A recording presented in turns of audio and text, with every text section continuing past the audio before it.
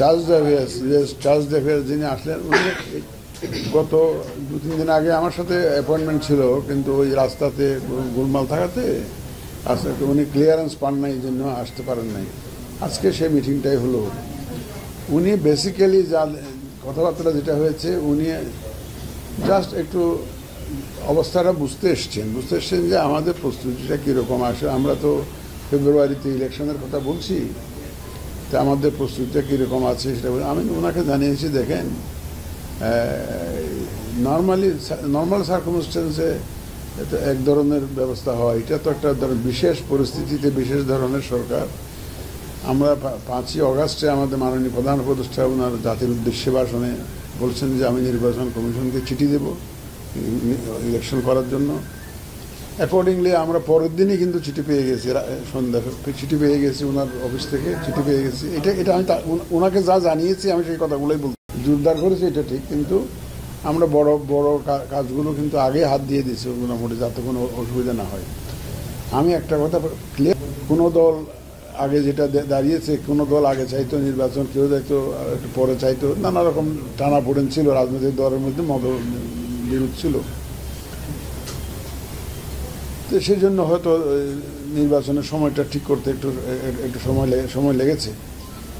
এখন আমরা যেটা মোটা দাগে যেটা ওনাকে জানিয়েছি যে আমাদের ইচ্ছা হচ্ছে কোনো কারণে যদি, আগের কথা বলছি আমি, এটা এখনকার কথা না, আগের যে নির্বাচন কমিশনের উপরে যাতে কোনো ব্লেম না আসে।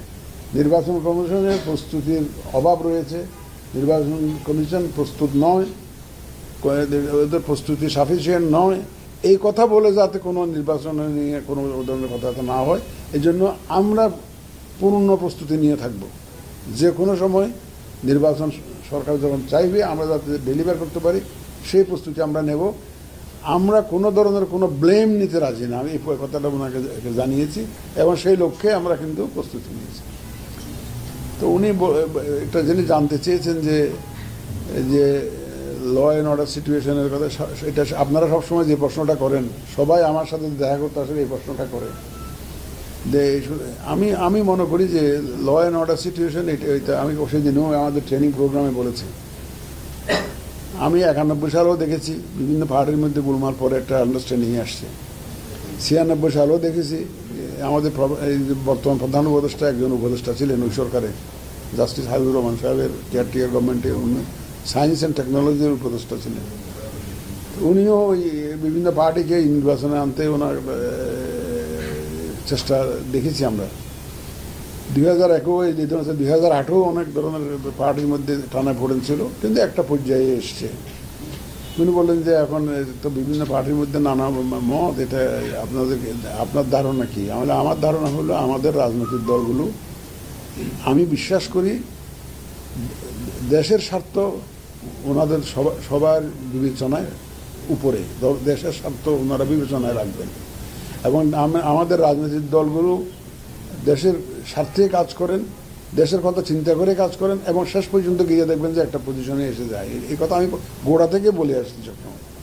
ধরুন আমি বলেছি, ওনাকে বলেছি যে আমাদের রাজনৈতিক দলগুলো দেখবেন আপনি শেষ পর্যন্ত একটা আন্ডারস্ট্যান্ডিংয়ে আসবে, এবং আমাদের মাননীয় প্রধান উপদেষ্টা কিন্তু এখন গতকাল থেকে এই উদ্যোগটা নিয়েছেন, আবার আলোচনা করছেন। উনি এতদিন তো ওনারা ঐক্যমত্য কমিশনকে দায়িত্ব দিয়েছিলেন একটা ঐক্যমত্য পৌঁছানোর জন্য, গতকাল থেকে দেখতেছি উনি আবার আলোচনা শুরু করেছেন।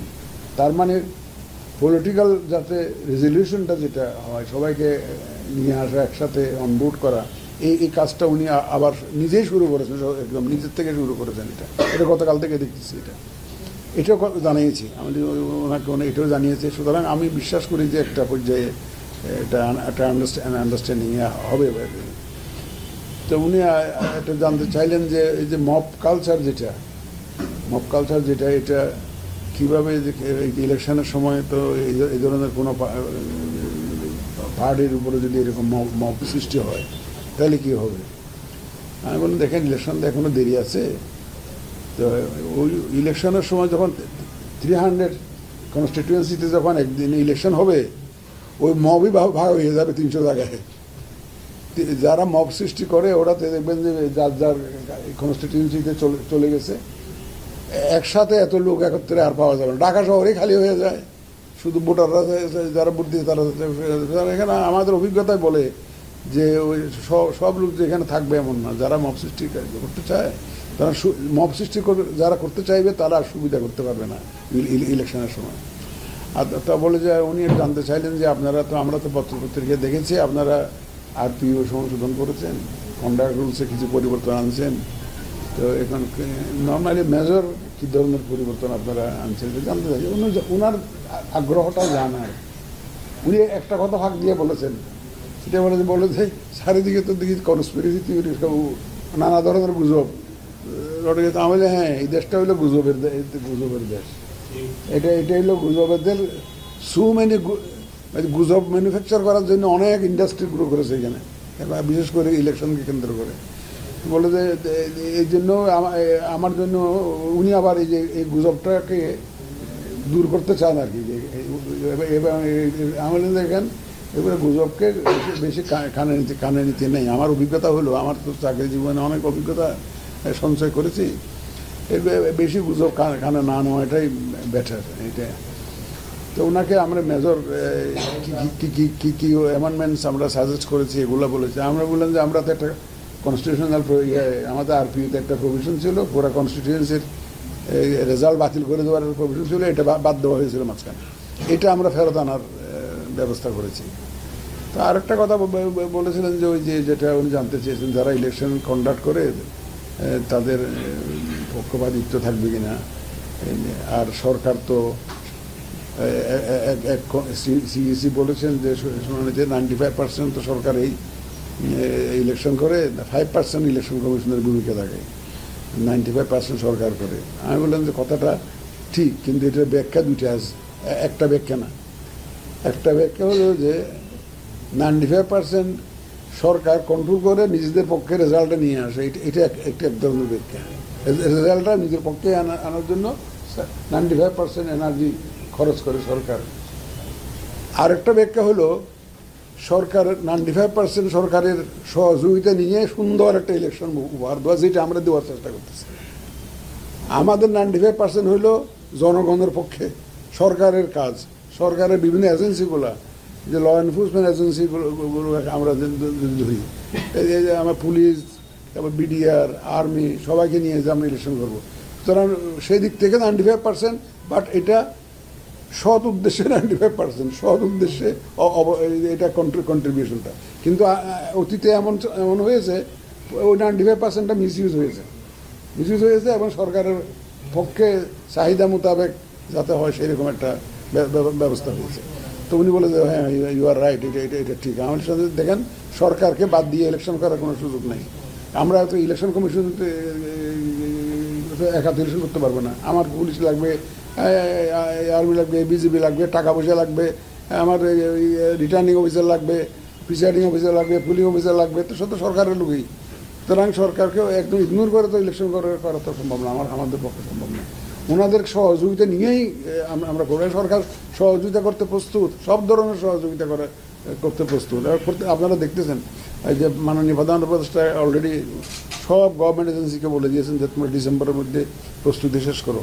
উনি তো বলে দিয়েছেন। তো তারপরে একটা কথা তো নেচার আছে, আমরা দেখেন ওই 95% যেটা যে রেজাল্ট পক্ষে নিয়ে আসার জন্য যে করা, আমার তো সে কোনো সমস্যা নাই।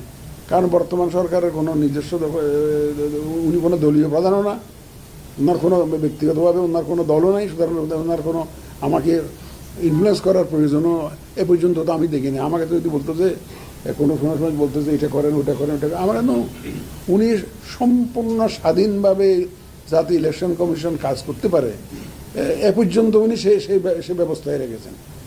একটিবারের জন্য উনি আমাদের উপরে কোনো যে প্রেশার দিয়ে ওইটা ওইভাবে করেন ওইটা ওইভাবে করেন কোনো ধরনের কোনো প্রভাব বিস্তার তো আমাদের মাননীয় প্রধান উপদেষ্টা দপ্তর থেকে আমরা পাইনি, কোনো ধরনের প্রভাব পাইনি।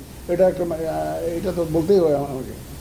সুতরাং আমি সেটাও তারা জানাইছি যে we are working fully independently without any influence whatsoever from the government. এটা আমরা সেইভাবেই কাজ করছি।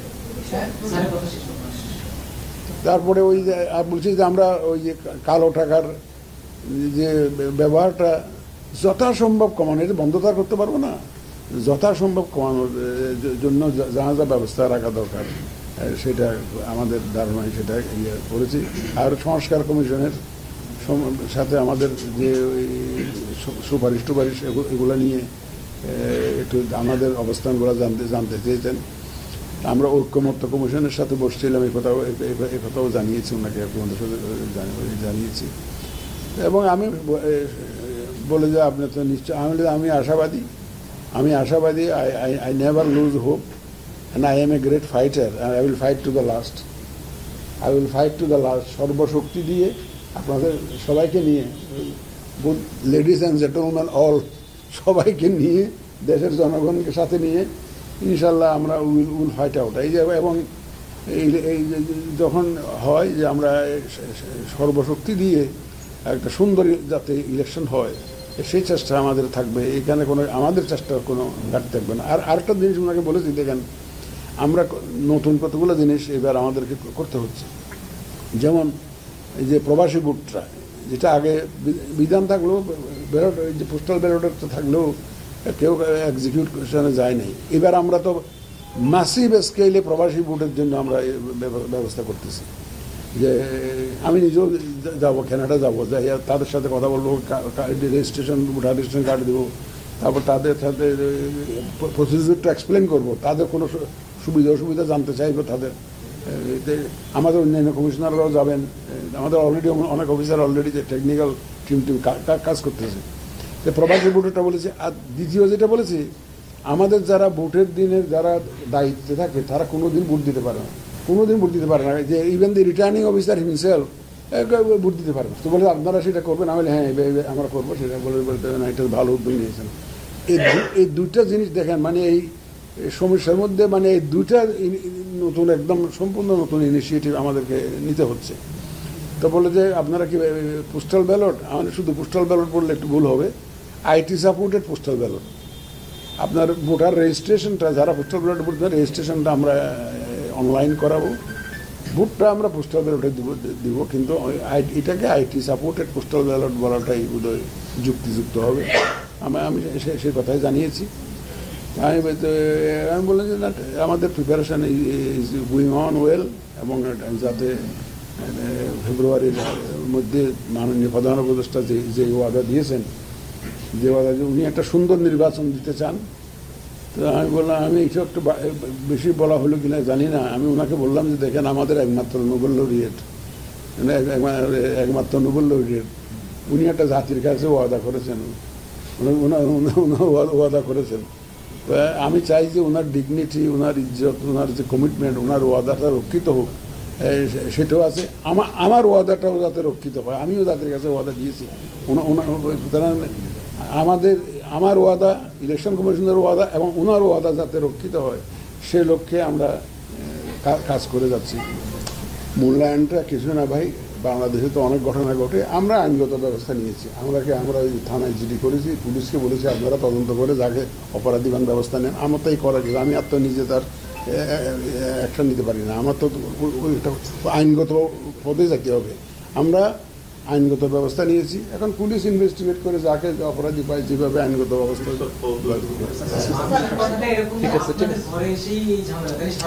এখন ঘরে এসে মানে এখন শুনানি তো নিয়ে আসছে, আমরা তো ওদেরকেও চিনিও না আসলে। যারা আসছে একমাত্র ব্যারিস্টারকে, লেডি ব্যারিস্টারকে চিনি, আর তো অন্যগুলোকে চিনিও না। তারা একটা গোলমাল করেছে, সারা দেশে, বাংলাদেশে গোলমাল হচ্ছে। বা কোর্টে গোলমাল হয় না, কোর্টেতে গোলমাল হয়, আপনারা দেখতেছেন তো, হাইকোর্টে গোলমাল তো হয়। কিন্তু আমরা গোলমালের যেমন হয়, গোলমালের তো ওষুধও আছে। আমরা ঠিকই আইনগত ব্যবস্থার জন্য ব্যবস্থা নিয়েছি।